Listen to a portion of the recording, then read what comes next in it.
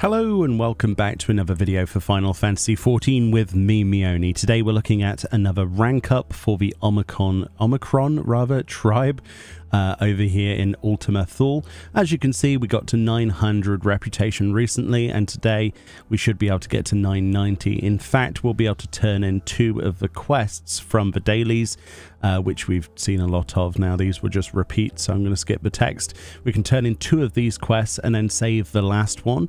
The reason we do this is because if we turned in all 3, then we certainly would have wasted reputation. So we can come and hand that in after we've done the rank up quest itself, which has now appeared because we should be 990 reputation, as you can see.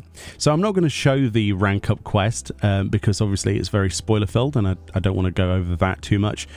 So I'll let you do that yourself, then we'll reconvene after we have finished it. So obviously there we have finished our storyline for today, which gives us our reputation up with the last dregs to honored reputation, which is rank 6. Now rank 6 obviously comes with a complete reset of quests as well, and we can go straight away and turn in that daily we didn't turn in before and make the most of that extra reputation of 60. And then there's 3 more quests.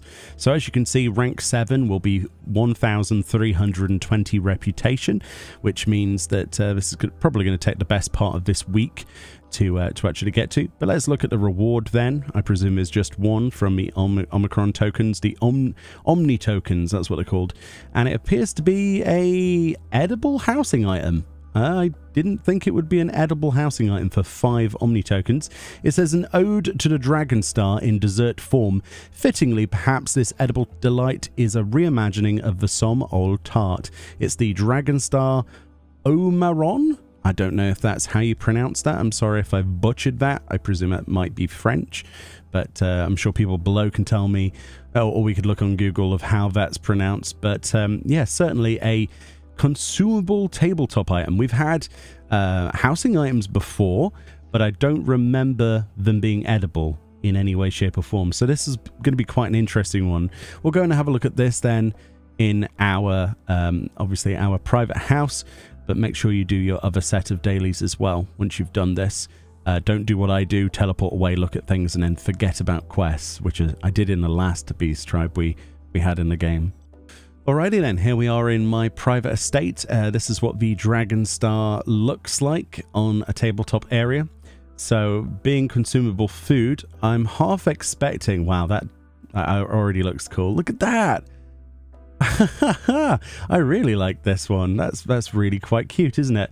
So being a tabletop item that's edible food, massive shout out to ARecipieReborn. Hopefully people can go and give her some support. She's both a Twitch streamer as well as YouTuber, recreating dishes from the game.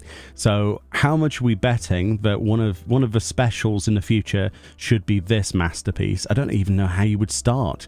How would you create that massive chocolate wing? I would love to see this. So challenge accepted.